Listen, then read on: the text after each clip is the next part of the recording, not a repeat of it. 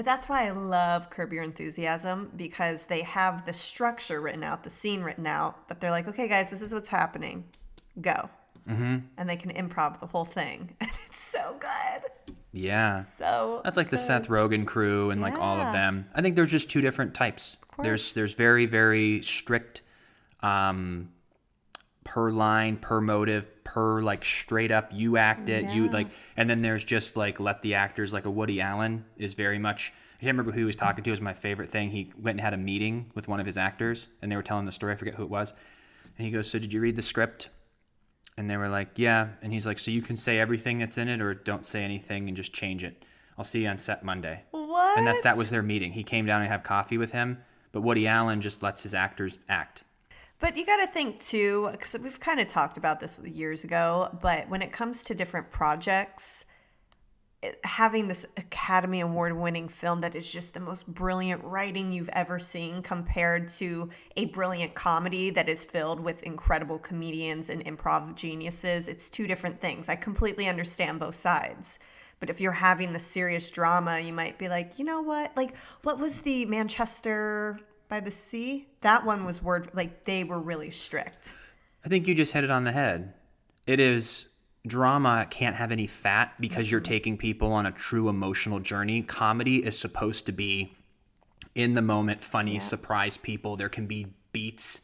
But yeah, drama, you can't. I've said that when I was acting on the show too. The hardest work was always when you were going at somebody and you were like, I'm going to do this, because you can't be like, I'm going to take you over.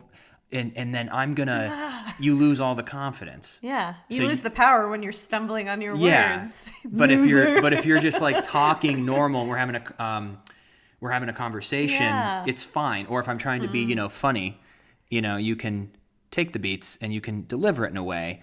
But yeah, when you're trying to say something, like, you never speak to me that way again, or I'm going to come back here and I'm going to end your, like, that has to be word for word, because you can't stumble around or you lose all your power. You know what I feel sometimes too is some of the worst acting that people can do is when they're just having a natural conversation. They're so awkward about it. Yeah. And I don't know what that is. It's because when you're angry, when you're crying, when you're upset, it gives your brain something else to focus on. It's kind of like why people, when they're smoking a cigarette or drinking coffee or eating in a scene, it's enough of a distraction to get you out of your head so it becomes more natural. So as soon as an actress or an actor is sitting here and they're crying, they're aware of their tears, which takes them out of their own mind, and it allows them to act and yell and cry and win an Oscar. Yeah. But to sit down with just at a table like this and have a riveting conversation with no cigarette, no coffee, no food, just talk and make it interesting and make bold choices and connect is some of the hardest acting you'll do. And it's some of the best acting you can do if you can figure out how to do it.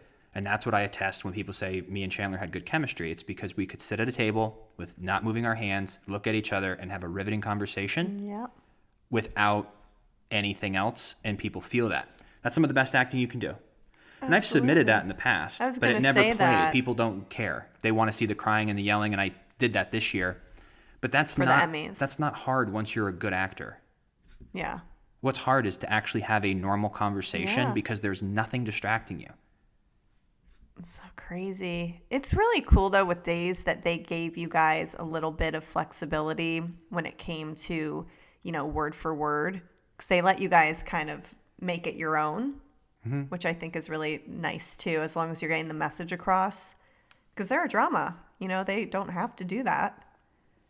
But they have so many scenes they're doing. They're just like, whatever you guys can do, let's go. When it was like the medium stuff, like if it was like a hard thing where I was like, I was at the Hortontown Square and I was talking to my dad and he wants to let you know that he felt really bad about what happened and that he's going to go see Uncle Vic at the hospital. And I was talking to Will and he was over at Gabby's house and we just put Ari down and now we're back over here. But he ran into Kate and Lucas and they send their love. You can't improv that because people needed all those points hit. Right. So you have to like hit that. Any of the exposition but if stuff. it's anything of just like hanging out or it's I think I had a unique character that I didn't have to be word perfect. Like a lot of these people who play cops and doctors, you have to be word perfect. Mary Beth used to just like, her job's so hard. Like she plays a doctor? Yeah. It's so hard. And she is a good sport about it, but she literally is just... It's like, come on. Well, and also because you feel like crap. Like there's somebody like me who works my way up to tears. I'm on the bed. I'm like, is he going to make it? Is he going to make it? And she's like, you have to get an X92 seconds over here. Get over here and get... And like if she messes up, then I have to redo my crying. So like she has pressure of like... A lot of pressure. I have to nail this, and then usually have somebody on set who's like a professional EMT. Yeah. Or somebody who's like, oh, that's what a seizure really looks like, or you would never put your hand here. Make sure you hold your hand up. So they would always have a professional there. Wow. I remember reading that with Grey's Anatomy. Shonda Rhimes would, like when they were writing scripts, they would say whatever they needed to say. And then when they knew it was going to be like medical talk, they would just go medical talk. And then they'd have a professional come in and put it in because she doesn't know.